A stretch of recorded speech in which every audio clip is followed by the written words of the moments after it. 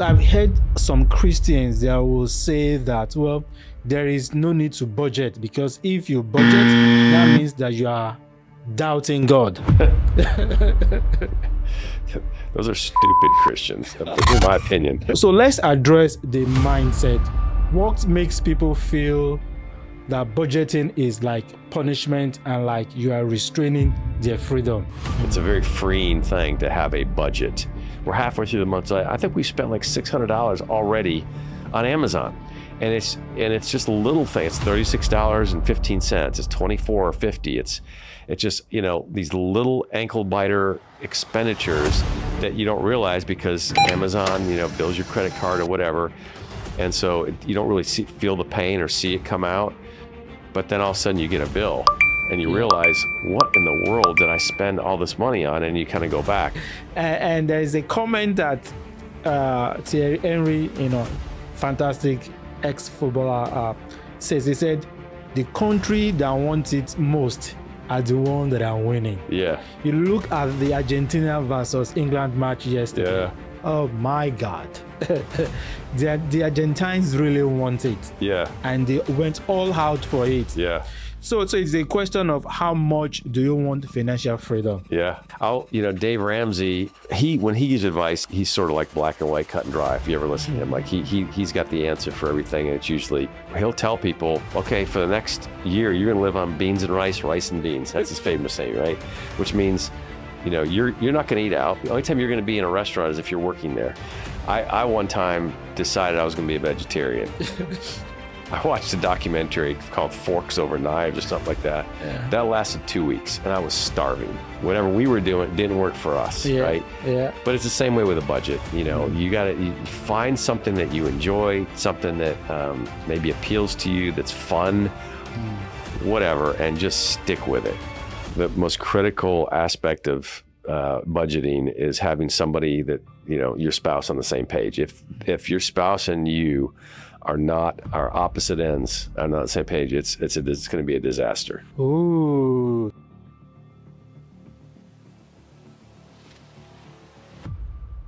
You are welcome to The Voyage. Back on the set of The Voyage is Dean. Dean is a financial advisor based in Nashville, Tennessee. For all your financial questions, he is the man to go to. So on the set of The Voyage today, we'll be talking about a topic that many people are not even willing to talk about. And guess what? I also struggle about it. And so for me, it is a needed and a timely conversation as well. And you will want to watch this whole episode because there are very important questions and nuggets that Dean will provide towards the end that you don't want to miss. So let's cut straight and go into our conversation today. Dean, you're welcome back. Thank you for having me on the voyage again, DJ. Exactly. Pleasure. Yep. So Dean, when we talk about budgeting, it is like you are bringing a cane to spank an adult, because many people hear budgeting and they just go into a shock. Yeah. Many people see budgeting as a form of punishment. Mm-hmm. Many people see it as if you are restraining their freedom. Yes. So let's address the mindset. What makes people feel that budgeting is like punishment and like you are restraining their freedom? Well, I think one of the things is the whole phraseology around budgeting is, I think, lends itself to that negativity. Like you hear the phrase, I'm going to be put on a budget, or I'm going to put somebody on a budget, or I'm going to put myself, like, it's almost like I'm in timeout. I've been punished something, I've been constrained, and so I've done something wrong, so I'm going to be put on a budget. When the reality is, if you embrace it and have the right mindset, it's very freeing. It's a very freeing thing to have a budget, and I'll tell you why. Because once you get the mindset and you start developing the habit of spending less than you make, And knowing where your money's going and being able to account for all the money you spend, it's very freeing then to have the extra money to do the things that you actually love to do and not feel guilty about it and not worry, if I buy a new pair of shoes, or if I go out to a movie, or if I go out to dinner with my spouse, is this taking the place of a expense or a bill that I should be paying? But if you already know where the money's going and you know what your budget is, then splurging on something like that is freeing. It's like, okay, I have no worries because everything's been taken care of. I know where my money's going. I know what's going on. And so I can just be free to spend, this discretionary expenditure. So in essence, it is not about taking away people's freedom, but rather it is about creating freedom for people. Yes. When people, I don't want to say put themselves on a budget, but when they apply a budget to their finances, it is a pathway to having more options. Yes. Because when you have money, it gives you more options. Yes. And so budgeting is a pathway to freedom. Yes, for sure. And let's just talk about for a minute what a budget looks like. Exactly. I mean, what is exactly a budget? Yeah. All right. It's basically, well, let me back up and say this. In my experience as a financial advisor, one of the things that comes up a lot, a sentiment or questions when I sit down with a couple or an individual, is they oftentimes say, I know I make enough money, I get paid well, but for some reason I never have money left over at the end of the month. I don't know where it goes. Well, and that's like the biggest concern, is like, where in the world is my money going? I'm guilty of that as well. Same So I with can me. relate. Same with me. In fact, just the other day, after, the umpteenth package from Amazon showed up at our door, I said, what in the world? I went back and I said, okay, let me see how much we're actually spending on Amazon. Mm-hmm. And I looked at this was in July. This was just a couple of days ago, right? So we're halfway through the month. I think we spent like $600 already on Amazon. And it's just a little thing. It's $36.15. It's $24.50. It's just, these little ankle biter expenditures that you don't realize because Amazon, bills your credit card or whatever. And so you don't really feel the pain or see it come out.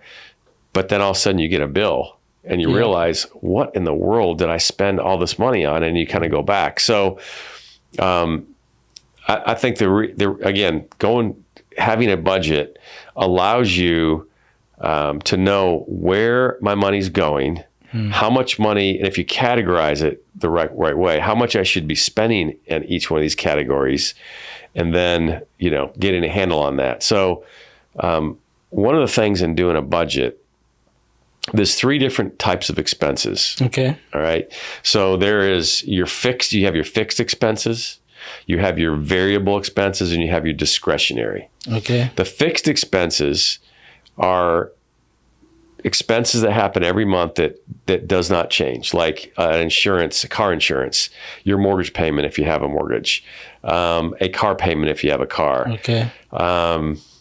Your cell phone bill or your cable bill, those typically are going to be the same every single month. You can account for that. So when you do a budget, and by the way, if I think in the podcast, when you post this, it has my phone number, my email. Definitely. If anybody watching wants to reach out to me, I can give them a template. It's really easy, and it actually auto calculates you put in what your income is, and then what your outgo is, all these expenses, and it'll show you exactly what you have left or how much your shortfall is. So it automates it. So if you want that template that can help you to create your budget, just send a DM and straight to your email. Dean will send you that template free. Yes. At no cost to you. That will be a game changer for you. Yes. So go ahead. Yes.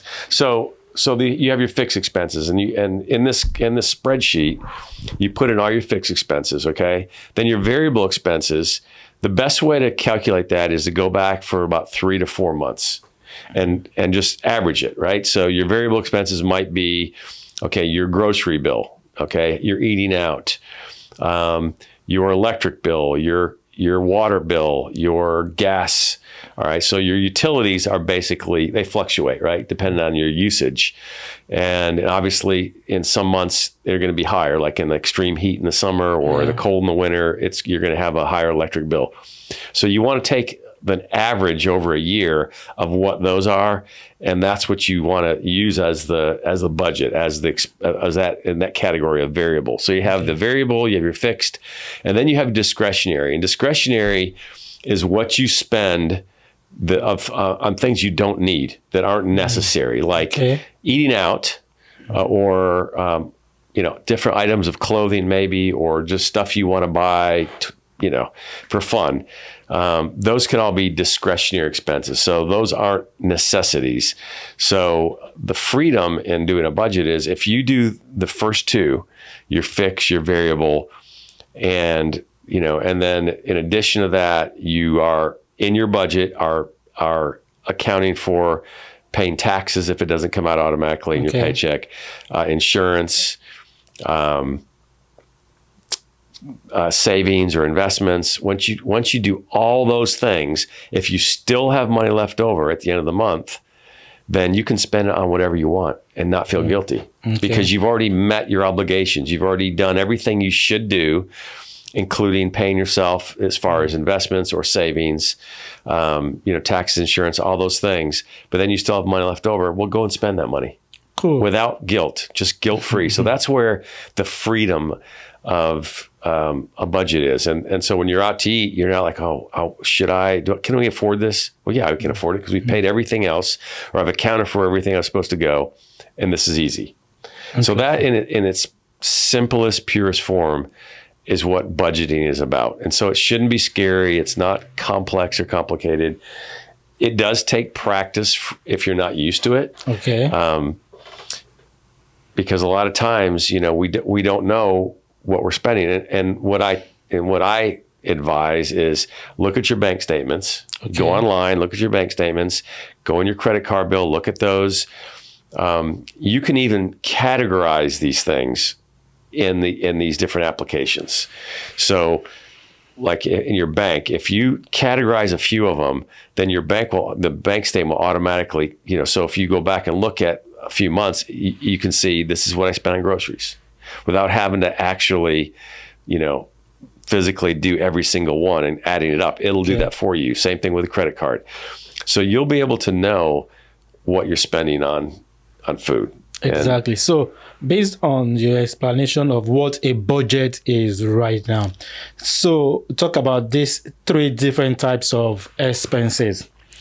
And I'm curious, is budgeting primarily a mathematical exercise, or is it really a behavioral and a psychological challenge?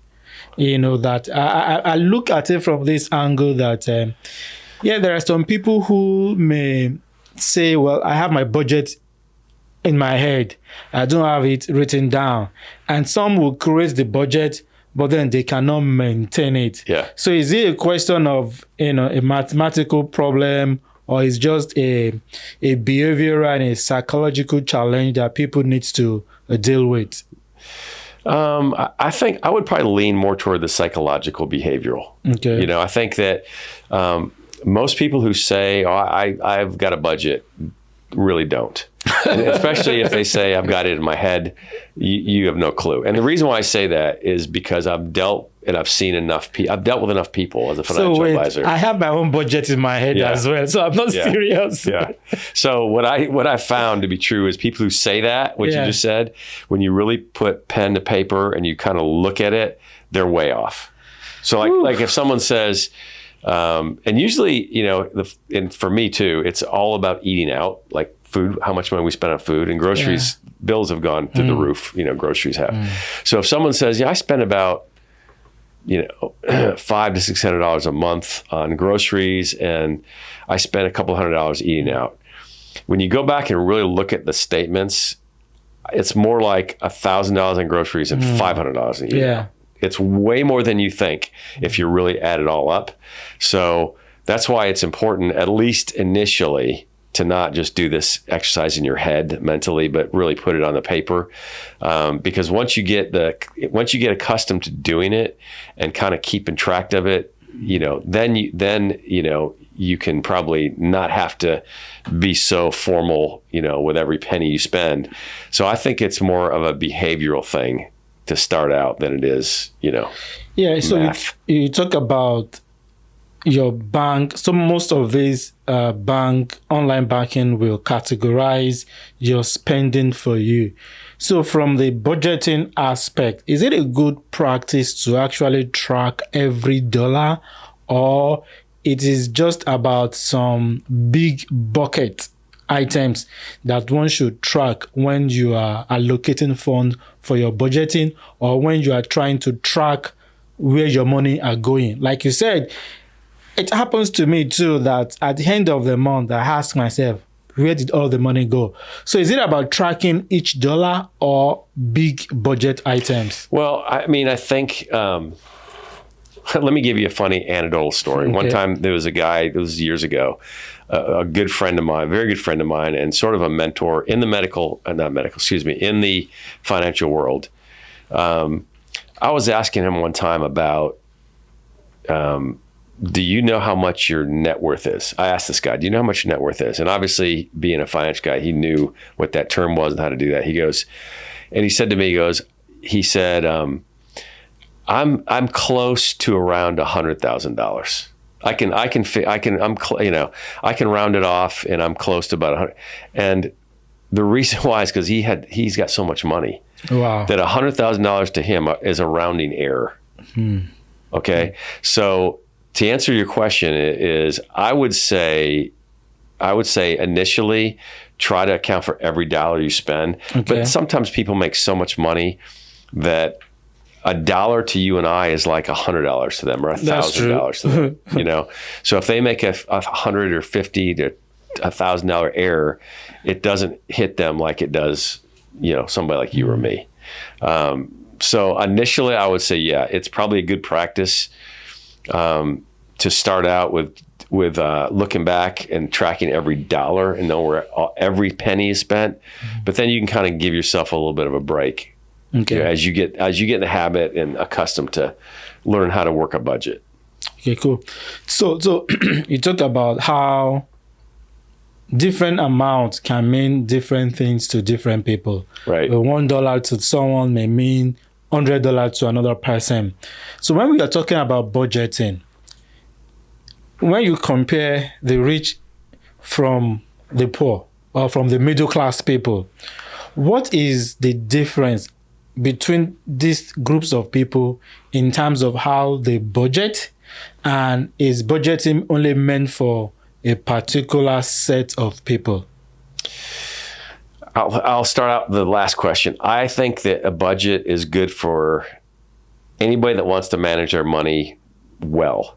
So I don't care if you've got no money, a little bit of money, or lots of money. I think it's just a good practice to know where your money goes. I don't care what stage you are in your finances.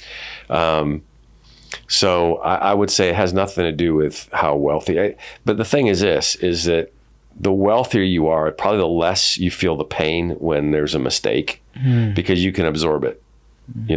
If you make a few $100 mistake when you're making $50,000 a year in your monthly budget, that's probably that's kind of a big deal. Right? Yeah. When you account for what your take home is after taxes and everything, you're probably pretty tight, right? If you make $1 million a year and you make a few $100 error, it's not a big deal. It's like that you can absorb that pretty easily. You don't even feel it. Okay. Yeah. So I think that it's probably more toward people that are maybe coming up or kind of middle class, than it is a very wealthy person. But again, I think the wealthy people, they don't have, there's no they're not exempt from this. Okay. People they need it too, and I meet with people all the time that are, some of my clients that are very wealthy, and they're in the same situation. Like, where did I spend $50,000 this month? Oh my gosh, So they just go out more. They buy more expensive things, but the habit of living but beyond your means that's not a concept just for people who are poor. That's everybody. That's a thing. So the concept of not living beyond what you are making is applicable to everybody.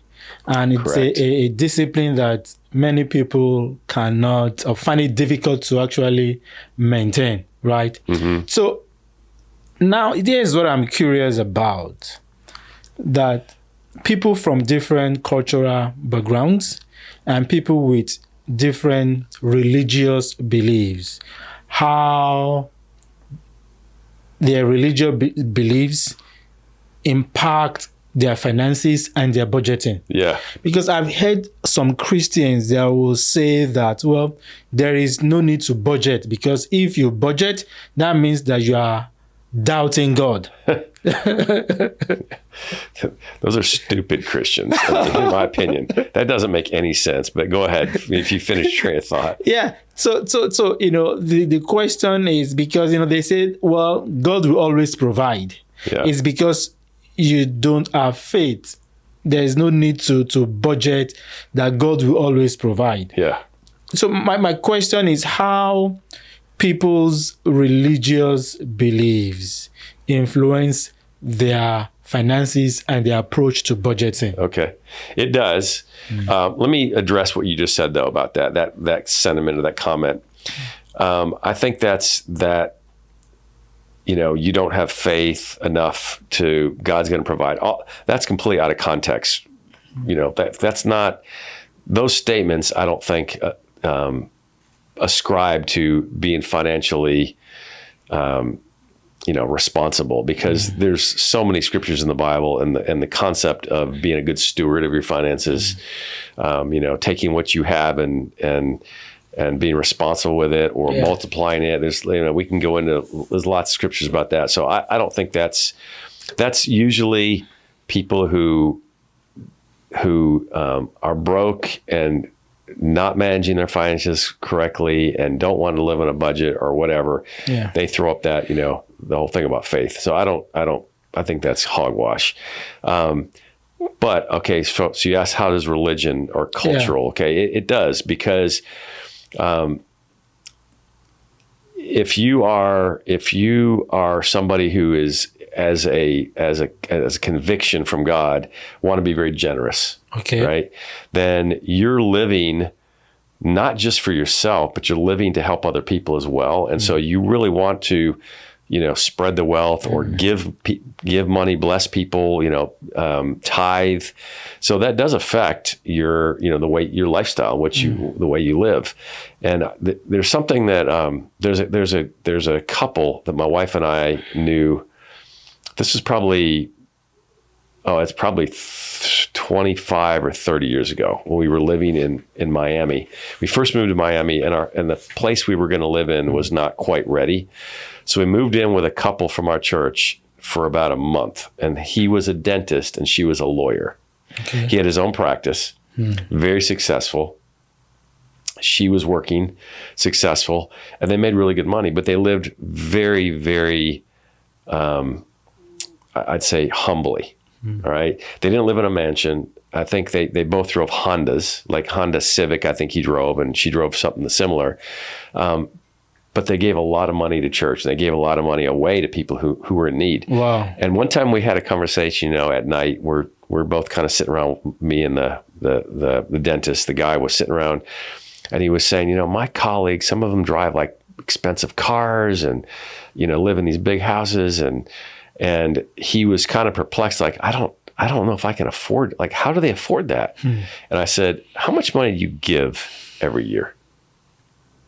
And he told me about what he was giving. I said, if you took that money and instead of giving it, you just used it for yourself, do you think you can afford a bigger house or better cars? He goes, yeah. There you have it. That's the difference, is that they're probably not giving. Yeah. You are. Yeah. And I'll tell you, this is something that's interesting. Of all the people I work with, and I probably have 140 clients, somewhere. Okay.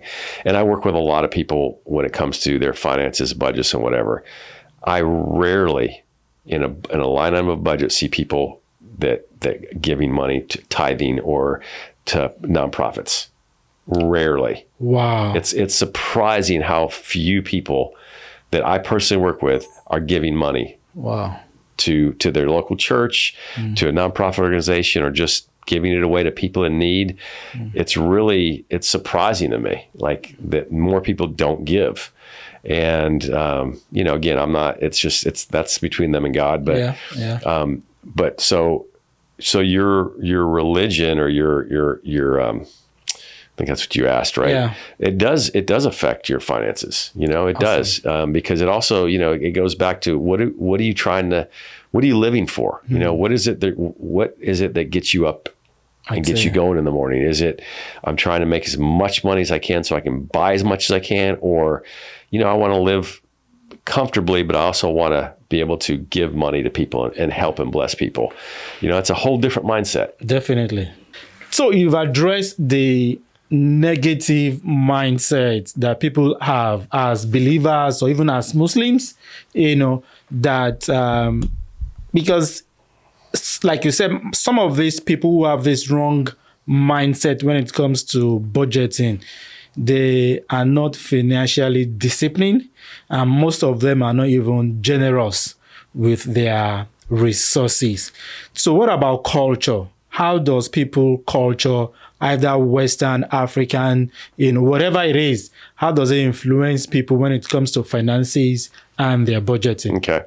Well, I can tell you just in my experience with people from other cultures. And again, this is just a handful. All right. Okay. So, one particular gentleman that I was working with, it was really important. His culture is very important to show your wealth, because it's a sign of success. Yeah. So the whole millionaire next door mentality is not for him at all.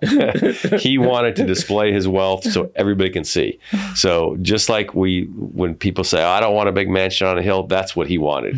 He wanted and he does have one, a big mansion on a big hill. He wanted a mansion on the hill for everybody to see, to look up at. In fact, I visited him one time at his place of work, and he owns a company, and his office, his office desk and his chair he sat in, his chair looked like a throne. It was a big white leather chair with gold accents. Wow. And his desk was clear glass, like crystal, with like a modern, with gold, surround. It was just, he looked like a king sitting there. That was his culture. He loved it. He loved playing that role. And so for him, I asked him, he goes, oh no, I'm not gonna, have a house this size. I want a 15,000 square foot house. I want to, because that's what, in my culture, that's a sign of success. So for him, that's what he was into, right? The millionaire next door mentality was definitely not in his wheelhouse. Other people are totally different, Yeah. There's another gentleman that's a friend and a good client of mine. He is the millionaire next door. I mean, he's a multimillionaire, and you would never know it by what he dresses like and what he drives to work every day. Wow. And you'd even think that this guy might be like really struggling financially, because he looks like he bought his clothes at Goodwill, and that's what he wears every day, wow. and yet he's got lots of money. But that was his, and he's a different coming from a different country than the other guy that I mentioned. But that's his mindset. That's his culture, So it was more understated, walk softly, carry a big stick, mentality. That's him. And it's just kind of funny. So culture does affect, What about you? I mean, what in your culture, what's it like for Nigeria? I'm interested. So I believe it's to each his own. Okay. Of course, Nigeria is a very interesting society because you have different cultures embedded into the Nigerian entity as a whole. But generally speaking, culturally, it is encouraged to be financially disciplined and to be financially savvy, but it is now left to individuals on how they want to implement it. But at the same time, there is still also an element of the culture that is also very flamboyant, that is also very show off, that is also about oppressing your neighbor with what you have. You may not necessarily have assets, but it may just be that is what gives you, the temporary happiness in quotes, just to show off. Yeah. But deeply talking, it is to be financially disciplined is really encouraged. But you will find all of the different facets of financial practices among people all over in Nigeria. Yeah. It's kind of how like it is here, right? You got everybody's different, right? Everybody has their own, idea of what that looks like. Yeah. So let's get deep into the budgeting aspect in itself.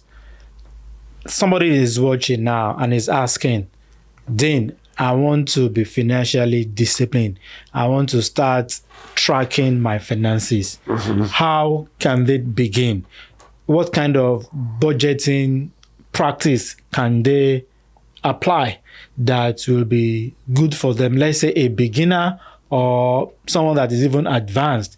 How can they begin, to start tracking their finances and implementing a budget? Okay.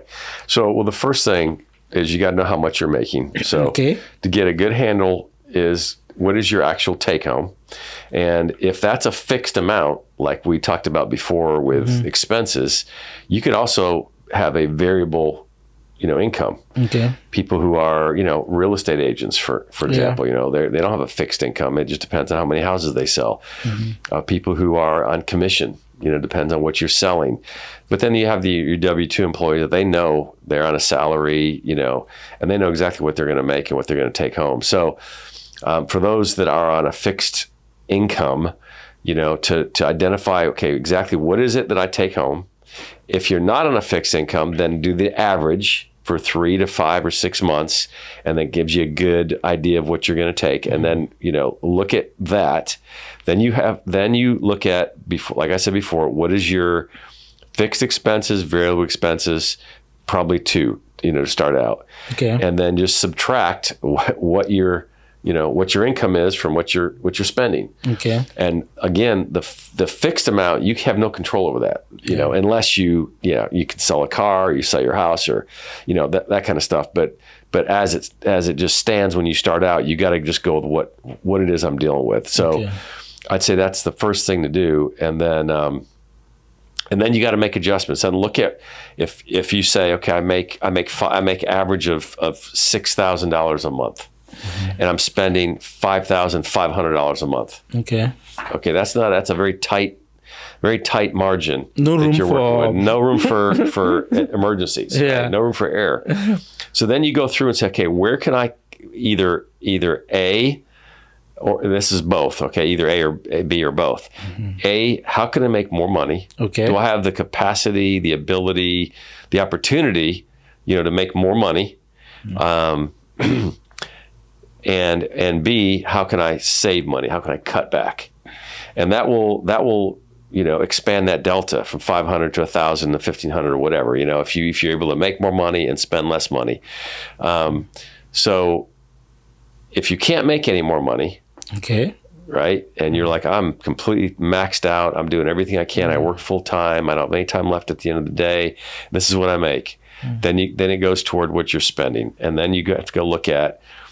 How much am I spending on all these different categories, and is there a way to cut back? And if you come to the conclusion where I can cut back a little bit, pretty much these expenses are what they are, then you have a decision to make. Then you decide, okay, how radical do I really want to be to get this under control? And I know people have sold their houses.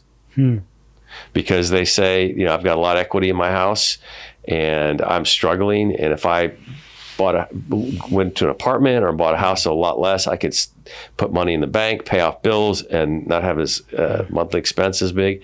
And they've done that. Okay. That's pretty radical. That's like the nuclear option, right? Yeah. Like, jettison everything, right? Throw everything that's not tied down away. But that's what you can do. That's how you can begin is again, it's just figuring out how much you make and how much you're spending, and then figure out where the discrepancy is. And if you discover that there are no more, I find it difficult to even think that people do not have options to make more money.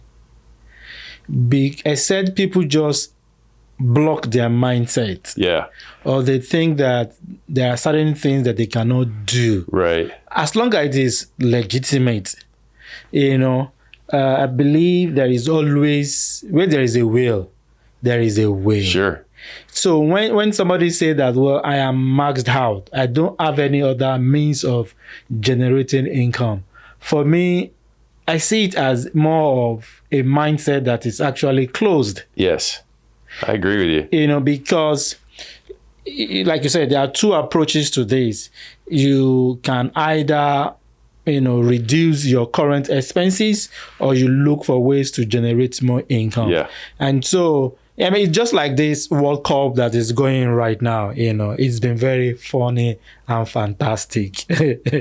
and there is a comment that Thierry Henry, fantastic ex-footballer, says. He said, the country that wants it most are the ones that are winning. Yeah. You look at the Argentina versus England match yesterday. Yeah. Oh my God. The Argentines really want it. Yeah. And they went all out for it. Yeah.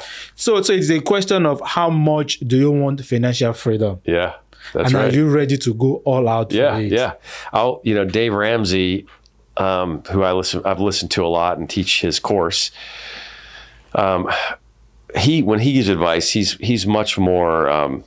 I think he's sort of like black and white, cut and dry. If you ever listen to him, like he's got the answer for everything, and it's usually pretty simple. And he'll tell people, okay, for the next year, you're going to live on beans and rice and beans. That's his famous saying, right?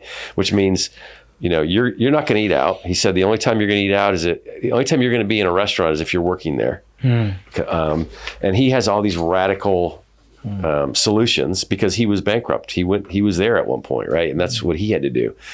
So he's not teaching or advising anything that he hasn't already done, most likely. But it does boil down to where there's a will, there's a way, and for all our country's deficiencies, one thing that we do very well is if you work hard and if you can figure out, there's so many ways to make money in our country. Yeah. It's crazy. Yeah. It's crazy the resources we have and the ability we have to be an entrepreneur and just make extra money doing whatever. Exactly. Let me share a great funny story with you. I say funny because I think it's kind of funny. One of my buddies who's got some rental properties, and he's got some money saved up, and he's got a job, but he's got a lot of free time. And his daughter, he was helping his daughter make these little face plates for her light switch in her bedroom. And so what he did is he bought just like these generic white face plates at like Home Depot. And then he painted them with her and colored them, and they put stickers on them, and it was really kind of pretty, right? And she took picture of everything. Well, then he said, well, what if I could figure out a way to like produce these and sell these like on Temu? Wow. And he did it. And then I think what he did is he got a 3D printer and started printing these things. Wow. And he found a market. And this was probably a year ago, maybe less than a year. Literally right now, he's making tens of thousands of dollars a year. What? Selling these little faceplates on Temu. We had lunch this week, and as we were talking, he was getting on his phone, was of orders. Wow. 'Cause he's got an account now. And so he's making money doing this. Who would have ever thought of that? You can do that. I mean, there's so many different little things. If you go to reselling items, okay, we have a great opportunity with Facebook Marketplace to resell. Yeah. You can go to, and I know people that do this. I've seen this, people that start this business, but they'll go every Saturday to like a garage sale or a yard sale, buy stuff extremely cheap, buy stuff in bulk, turn around and sell these things on Marketplace and make a profit. Yeah. Go to Goodwill, buy a $5, item and turn around and sell it for $15 on Marketplace. I mean, this, just like you said, I think there's no limit to how you can creative ways to make money. Exactly. Legally. Yeah. Let's throw that in there, right? Yeah. Legally. Yeah. So I do think there's opportunities to, to get out of debt or to live comfortably, if you put your mind to it. Yeah. Exactly. So, at times as human beings, we like formula, step 1, step 2, step 3. Are there, when it comes to budgeting, are there certain formulas or steps or different budgeting systems that people can use that will help them to build this practice of budgeting? I'm sure there are. I'm sure there's different strategies or different templates or, whatever. This is what I'll say. This is the advice I'll give to somebody. And I'm going to use an analogy or comparison to working out or lifting weights, getting in shape. All right. As somebody who's lifelong been in the gym and it's my lifestyle, if I get somebody that asks me, what kind of workout routine should I be on or should I be using to get in better shape? Okay. I give the same answer to every person. The answer is whatever one you're going to stick with. That's what's going to work. Whatever one you are going to stick with. It's as simple as that. Whatever one you're going to stick with. I can do the most elaborate, program system for you. And if you don't follow it or if you give up after a month, it's not going to work. Yeah. So it's the same thing with budget, like whatever works for you. There's so many different ones out there. If you love Dave Ramsey and you subscribe to his philosophy, most of these Dave Ramsey courses are so cheap and some of them are even free.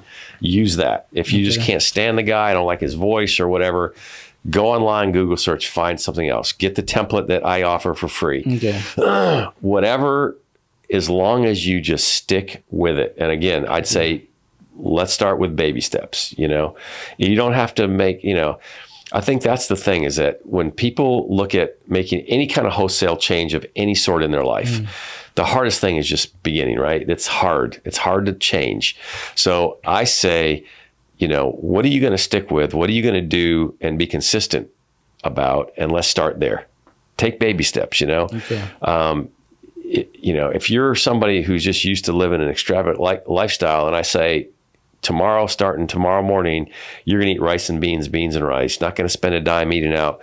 They might do that for a day, 2 days, and they're saying, forget this, I one time decided I was going to be a vegetarian. I watched a documentary called Forks Over Knives or something like that. And it convicted me. I was okay, that's it. My wife and I, we're going to be vegetarians. Yeah. That lasted 2 weeks and I was starving and I was in a bad mood because I didn't have the resource. I didn't have the recipes, I found like the first few days eating vegetables. Okay, we could do this. Yeah. After 5 days, 6 days, a week, it's like we're eating the same thing every day and it's so boring and I'm starving. We just gave it up, so that whatever we were doing didn't work for us. Right. Yeah. But it's the same way with a budget. You find something that you enjoy, something that maybe appeals to you, that's fun, whatever, and just stick with it. That's what I say. That's how I say. That's very critical. It is about finding what works for you because we are all unique and our approaches to monies differs. And so when you look at it from that perspective, you are using the analogy of a gym as an example now. One thing that I'm also curious about is if you've seen how helpful that is, for example, in the gym, if you have like a gym buddy that you motivate, you encourage, or wake you up in the morning, say, let's go. And that kind of push you. I find that having a community of like minds around you is very critical to whatever you want to achieve. Yes. How have you seen this being a tool for anyone that wants to have a control of their money, or that don't want their money to control them? How have you seen having a community like that to be helpful, or do you have resources around that you can share with someone that say, well, I need a community of people who will be able to challenge, inspire me, and encourage me? What's your take on that? I agree. I mean, I think that's very important, and it's critical to have people who are like-minded, walk alongside you in this endeavor. I think the first, maybe most important, is your spouse if you're married. Okay. And incidentally, the opposite is true. The worst thing is when you and your spouse are not on the same page financially. Ooh, say that again. So I think the most critical aspect of budgeting is having somebody that, your spouse on the same page. If your spouse and you are opposite ends, are not on the same page, it's going to be a disaster. Wow. You're going to be fighting, and it's not, as a man, a lot of times we joke, it's always the wife, but I've seen the opposite. I've seen the wives are very controlled and disciplined and, financially, responsible, and the husband is the one that's out spending money and credit card and whatever, so it's just so important for two people, for both to be. And that's why, these formal programs like a Dave Ramsey, I keep referring to that. That's probably the most popular and the most readily available or accessible.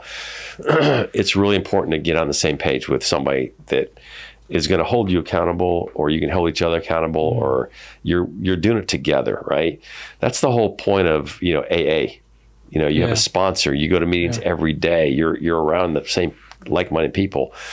It's a little bit different financially. It's kind of harder to find. I suppose there are groups like that. I don't know of any top of my head, but again, I think sometimes people hire me as a financial advisor just to keep them accountable for their finances, and it might not be about investments, or that's a small component of it. It's more, I've got to get out of this mess that I'm in, and I need somebody that's going to meet with me regularly, that's going to help me and hold me accountable to this. And there you go. And then I've also had people that started out that, and they kind of got the habit and the mindset, they didn't need me anymore. So they essentially fired me, or they, I say that tongue in cheek. I mean, they just didn't need me. They, they didn't need to pay me because they had it, they got it. I helped them on a path in that particular point of their journey, and then they got past it and they got through it, so I think it is critical to have a community of people, your spouse, a financial advisor, a good friend, or group that can kind of walk alongside you and help you in your spending habits. So what will you say to someone that's watching right now? They are married, but they are not on the same page financially. Either the husband or the wife is a spender or a saver. They are always headbutting when it comes to their finances, when it comes to budgeting. One wants to budget, the other does not see a need to budget.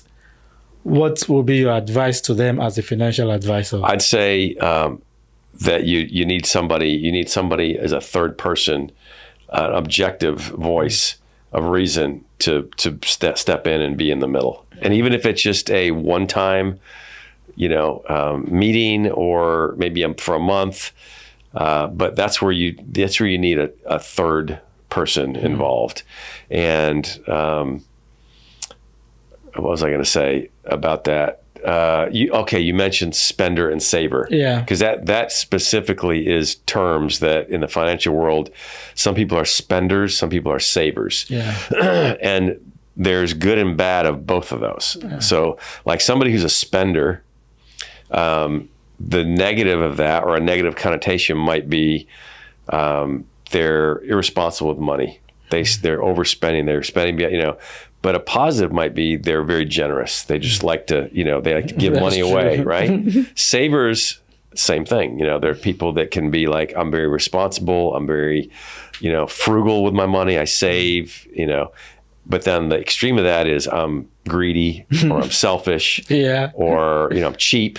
Yeah. Those are things often associated with those two spectrums. So again, I think if you have somebody, and usually, like you said, if they're butting heads, it's because one person is a saver, one person is a spender, and they probably both have good qualities and good attributes to both of those.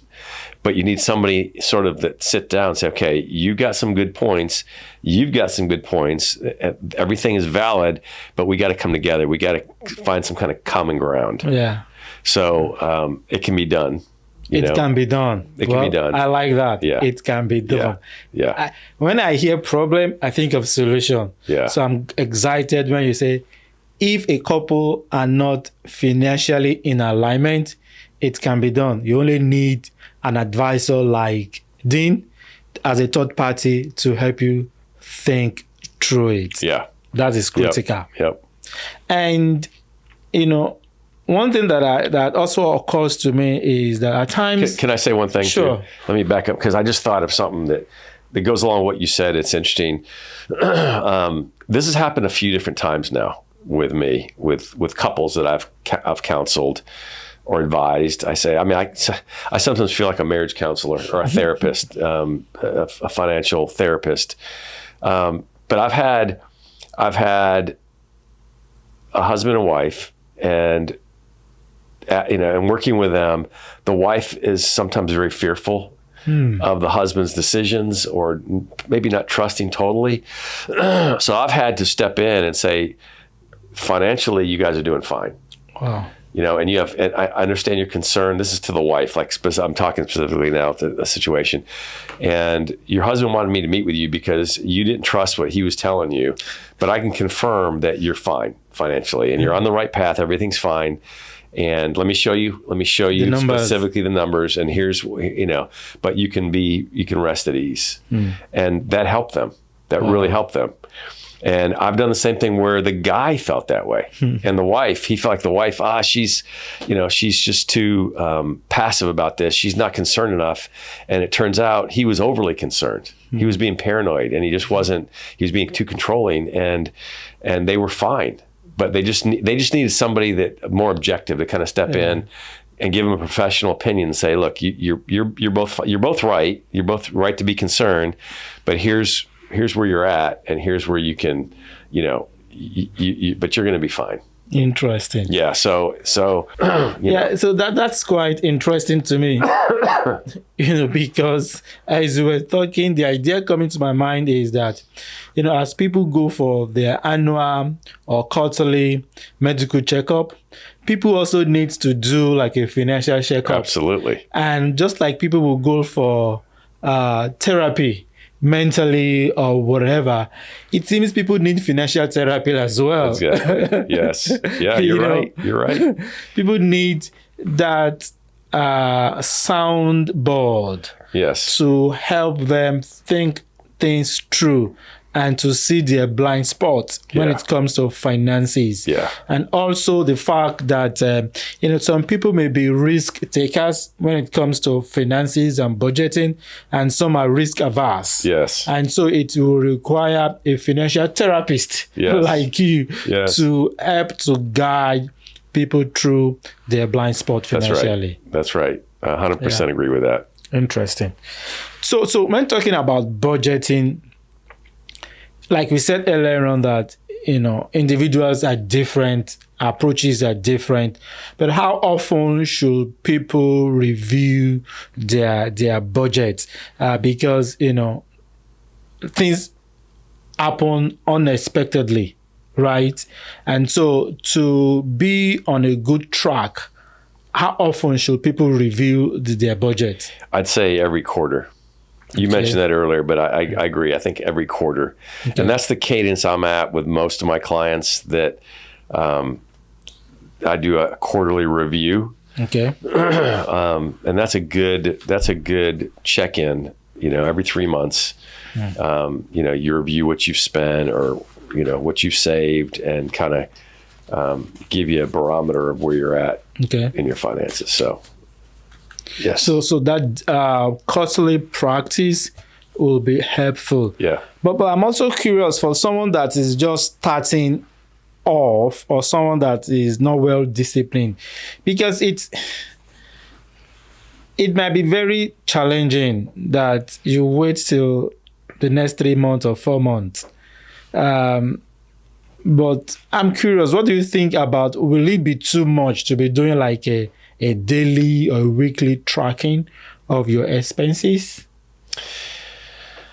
I think it depends on where you're at in your finances. I mean, so I think that if you're somebody that is just completely out of control financially, you just made a mess, then probably daily and at least weekly is a good step. So, again, it just depends on where you're at. It's like the person, to use again the analogy of somebody who's an addict, right? When you get to a point where you've lost your job, you've lost your family, you're almost on the street, you can't, you need to go to a rehab center. I don't know what the equivalent of financial rehab is. Financial rehab. I don't know if that's a thing, but I'm sure you don't go somewhere for financial rehab. But I think what you described is maybe you needed, like, okay, I'm going to start. I've made a complete mess. I don't know what I'm doing. It's just going to be a daily thing right now. Okay, what did I spend today? Or what did I make today? So I think that, again, it just depends on where you're at in your finances, Interesting. We talk about this in one of our sessions together, and I want you to address it, maybe from a different perspective, that budgeting, or even being financially disciplined, it is not about being intelligent. It is not about how much money you are making. And also that intelligent people make very poor financial decisions at times. And what do you think is responsible for that? And how can people correct such kind of a practice? It's true that it doesn't matter what area of society you live in. And because I've seen some incredible physicians, doctors that just make terrible financial decisions and don't know how to manage money at all. Yeah. I've seen some people that, that make very little, but have very good financial acumen.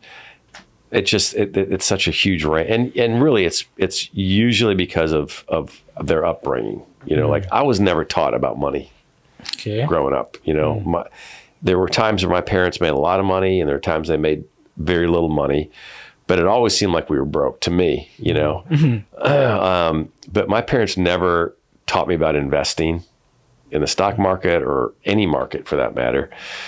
Saving, that wasn't a part of our discussion in our family. So when I got to college and when I, got on my own, I didn't know anything about saving or investing or what to invest in. So I was probably, I was financially illiterate for sure.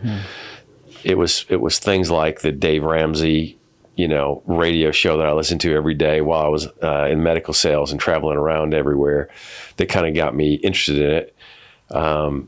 it was people that I respected and knew that had money, that seemed like they're doing well, that I kind of looked to as a guide. But you're right. It's not. It has very little to do with your intelligence. Yeah. It's more your mindset, I guess. So you mentioned something very important, that you were never taught about money growing up. Yeah. And I can relate to that. I watch my parents, how they handle money. Like you said, I will see times that, it seems you have more. At times, it seems you don't even know where the next meal is coming from. At times, you don't even know how your school fees is going to get paid. And you just take it as it come like that.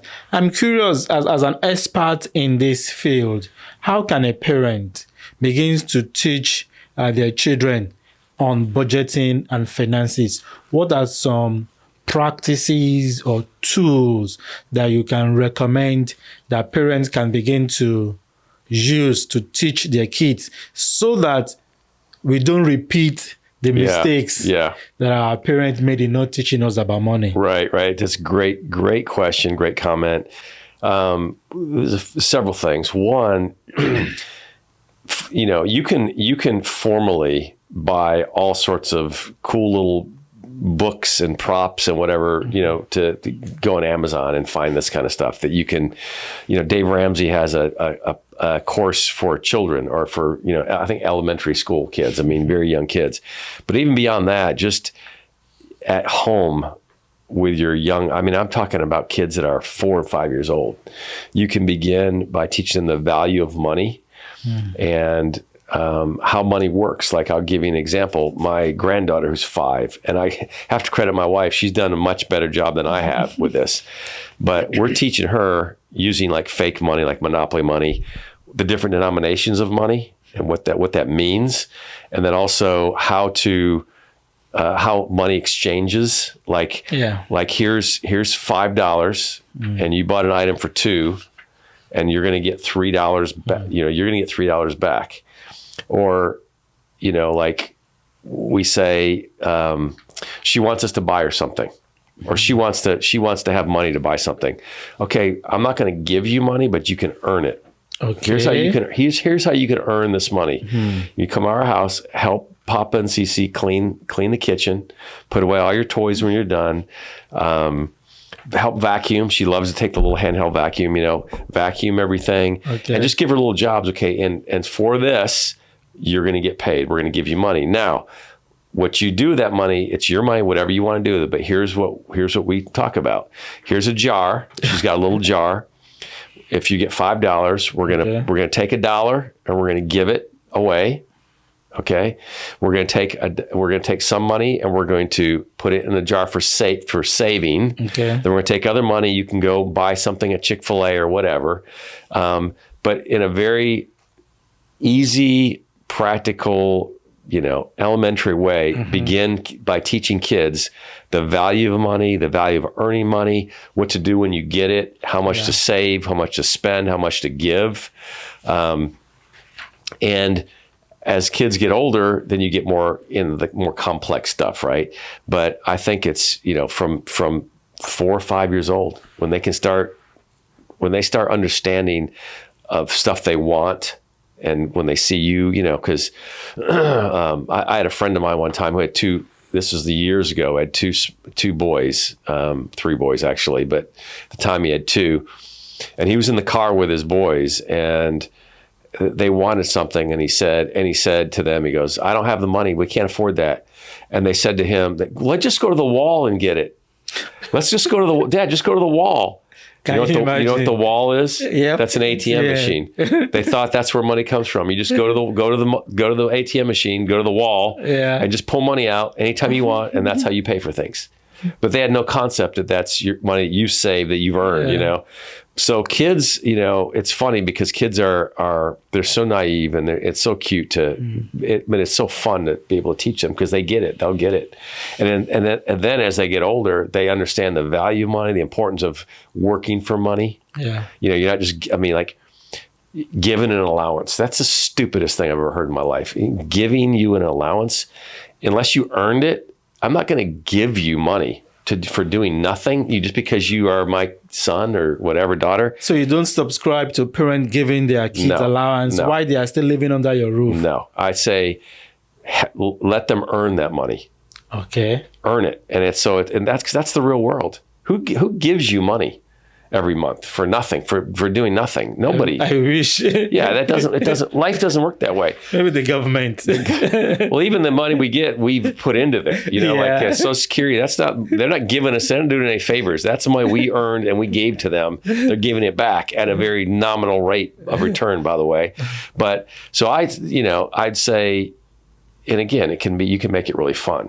Like I don't tell my granddaughter who's 5, here's a bucket, soap, and go wash my car for 2 hours. I mean, that's stupid, But here's your little handheld vacuum that you love to play with. Go vacuum for 10 minutes. Go vacuum all that stuff. Go pick up your toys, put them away. Put your plate in the sink when you're done. Help Cece clean, and then we're going to give you money.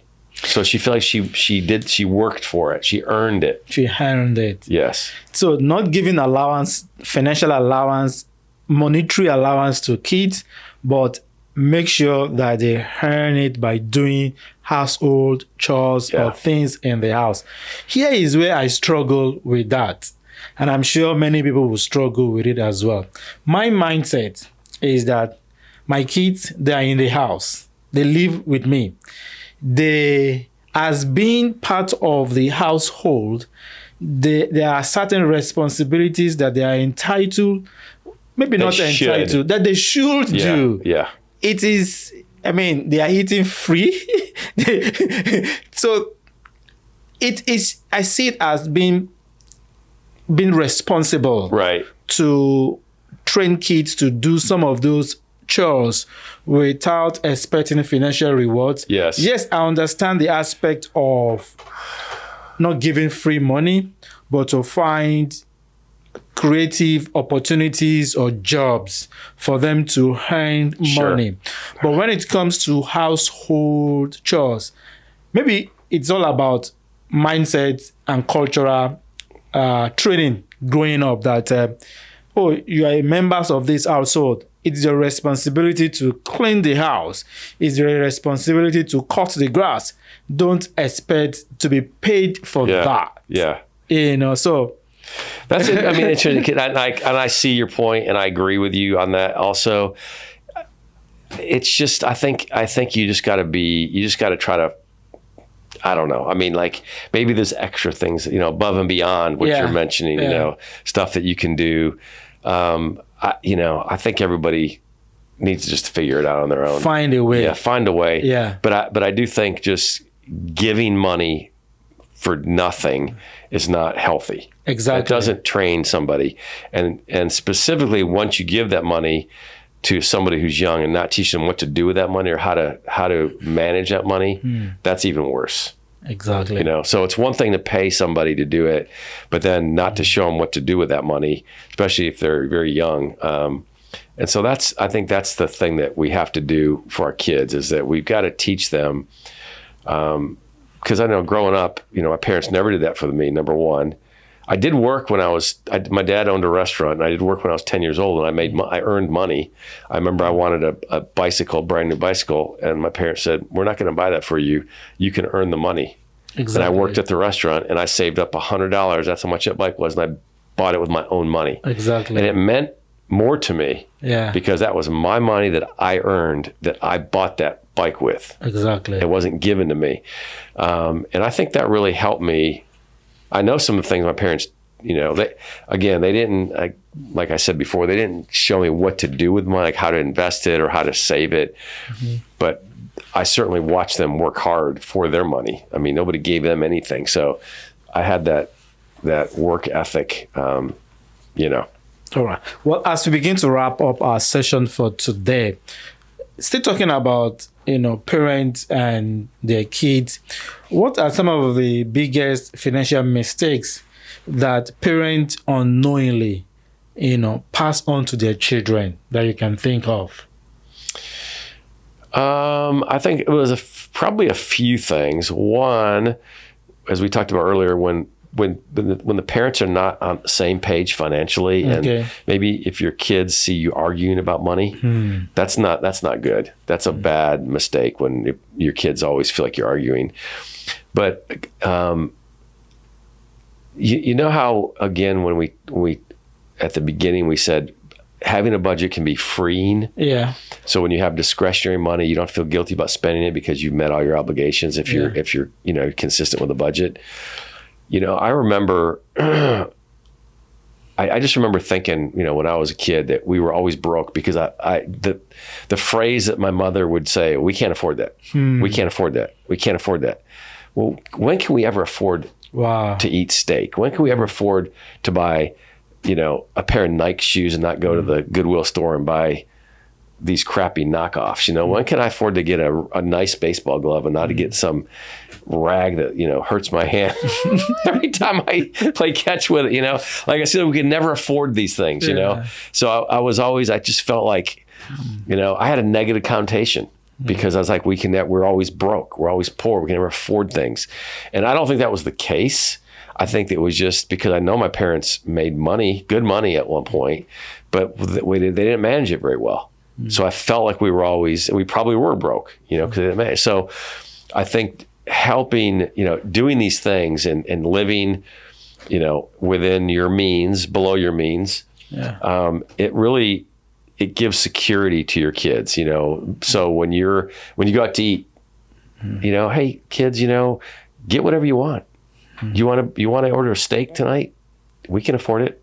We saved money. We can, instead of don't get that. You can get stick to the kids menu.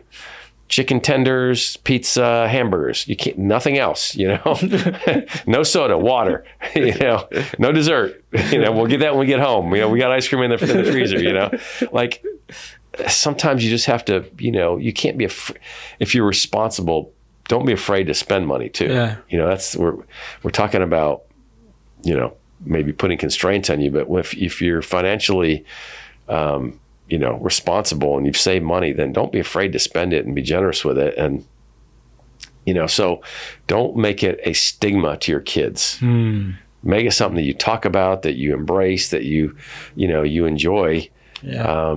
And I think they remember that exactly as much as anything. So it's all about that mindset and being intentional about the choice of words that we use to communicate when it comes to money. Because if you communicate lack, we cannot afford it. It blocks the mind of a child from seeing the possibilities and from seeing what they can afford. Right. They will always see, we cannot afford it, we cannot afford it. Right. So instead of using negative words, but to come up with creative words that can unlock the minds of parents that, we may not be able to afford it now, but we can later. Right. I think that is very, very key and important. Right. Yeah, I agree. Yeah. Let me say one thing, and this is where I'm kind of freeballing now, okay? Yeah. So we can edit this. Sure. But living below your means rather than above your means, all right? Okay. And this goes back to maybe the last podcast I did about debt, okay? And this is, again, I like to talk about this, I can't stress this enough, is that we're so accustomed to living right at what we make or even above our means, and then we go into debt. And that mindset, the mindset of living below your means is so different and abnormal and foreign in our society because we're so used to spending money we have as soon as we get it, trying to keep up appearances, trying to keep up with the Joneses, so to speak, trying to,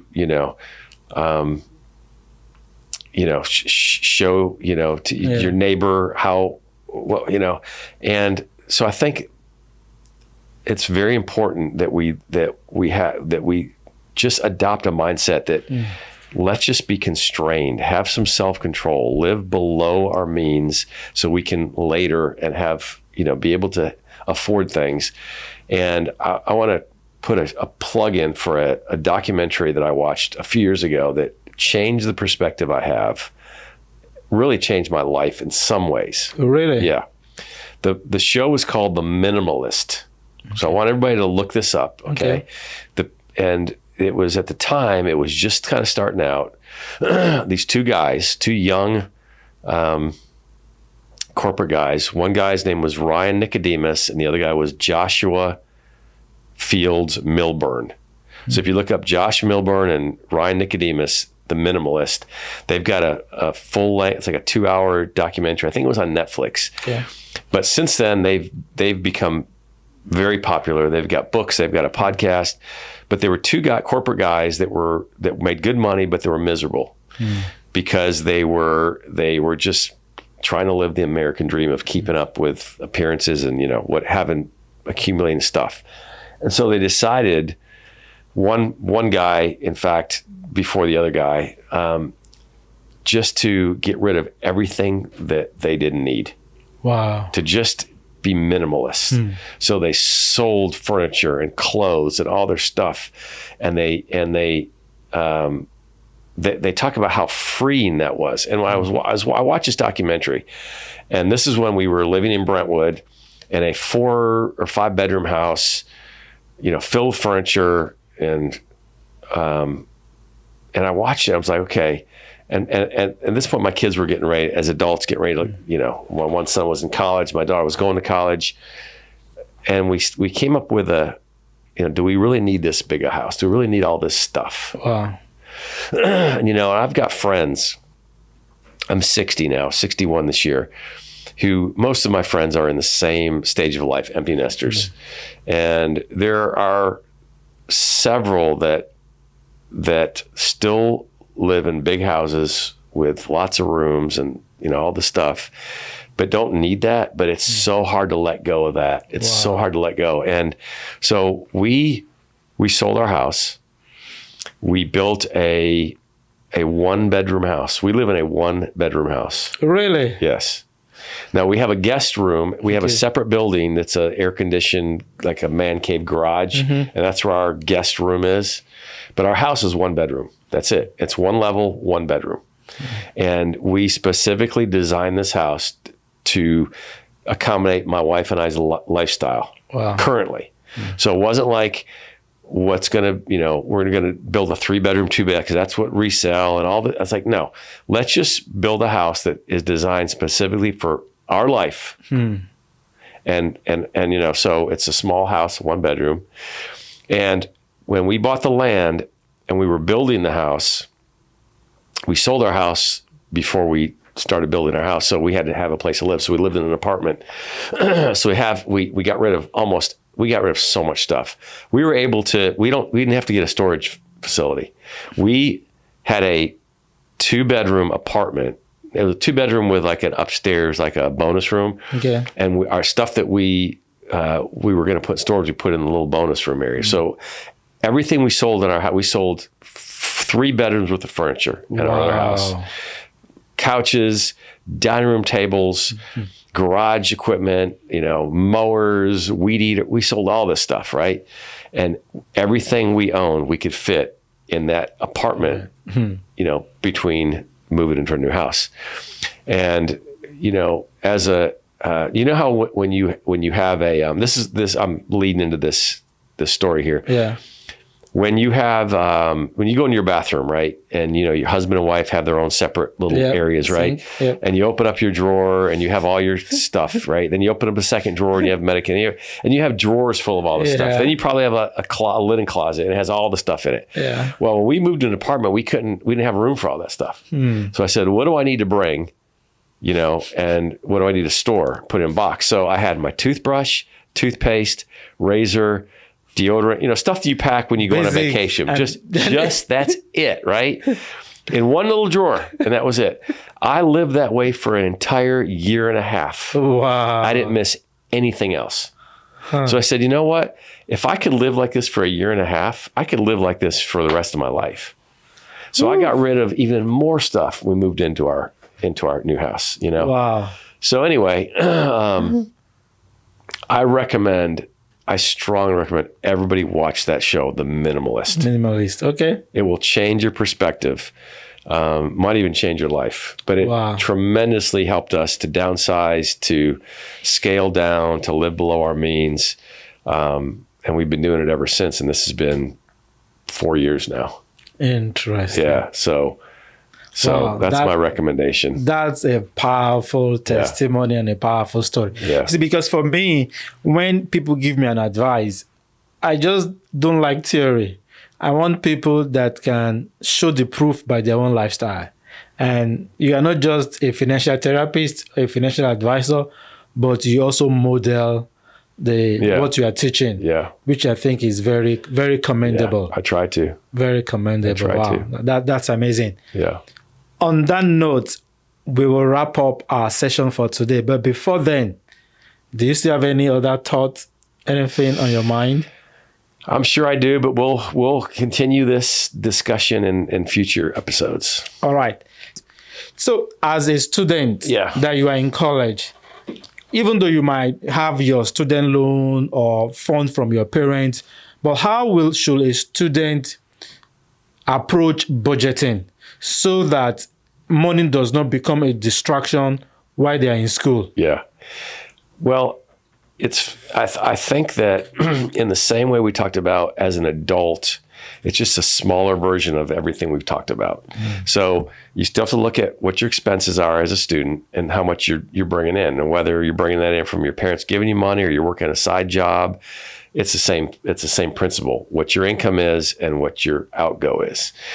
And I'll tell you that one of the biggest mistakes I see students making today, because we've got a student debt crisis in our country. Wow. Huge student debt crisis. When I was going to school, and I went to University of North Carolina, I was from New York, so I went to an out-of-state school. So I had to pay out-of-state tuition, which was way more expensive than if I had been in-state. But I had to get a loan. Now, I look back at it, and there's probably ways I could have done differently now. But I didn't have to get a big loan, but I did have to get a loan. I only got a loan for my tuition and room and board, room and board. The food, the meal plan, and the dorm. I did not take out extra money to live on. That's what I see a lot of kids doing today. So in other words, Eric goes to school, and let's say he gets into Yale. How much is Yale a year? 70,000, 60,000, some craziness, right? And you apply for a loan, and they say, "Oh, you have the capacity. We're going to give you 85,000." Yeah. Right? And Eric says, "Heck yeah, 85,000. I have all this. I have $20,000 left over. I can get a new computer. I can buy new clothes. I can go. I can eat out. I can eat more than what's allotted on the meal plan. And so that's what I'm going to do." When I went to college, you couldn't. At least I didn't think you could. I don't think you could. You couldn't ask for more loan money than what was the tuition and room board. Anything extra, you had to make that. You had to earn that, either working, parents, or whatever. So now kids are, whatever the loan amount, whatever the max they'll give you, they sign up for it. Wow. Because it keeps them from having to do any kind of work.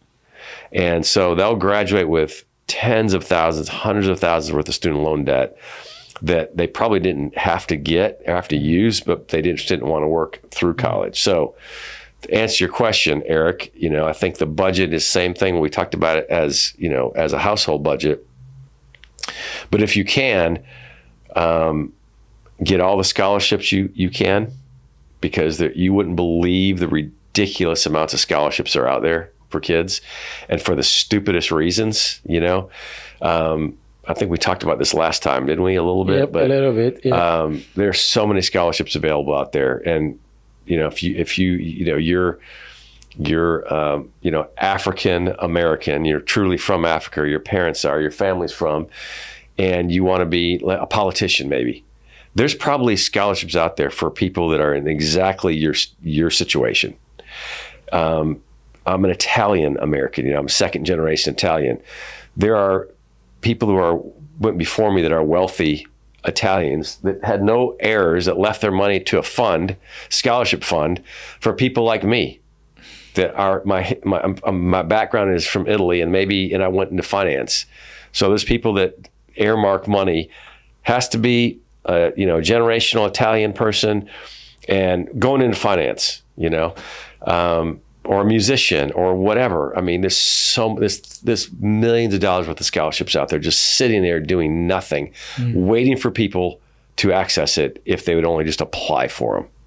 So that's an area that you can you can utilize and not have to take out loans to go to school, not have to be burdened with all this debt when you graduate, So, yeah. So on the note, we'll come to the end of the voyage today. Like it has been said, reach out. Dean's number is at the end of this session. Is also in the description. You can call, you can email him, and he will be ready to answer your call and guide you through any financial decisions that you may have. Like he said, it is all about finding the budget system that works for you. And wherever there is a will, there will be a way. That's right. If you want to be in control of your money, if you want to have financial freedom, then you have no choice but to actually put yourself on a budget. That is key and that is important. Let's keep building beautiful memories.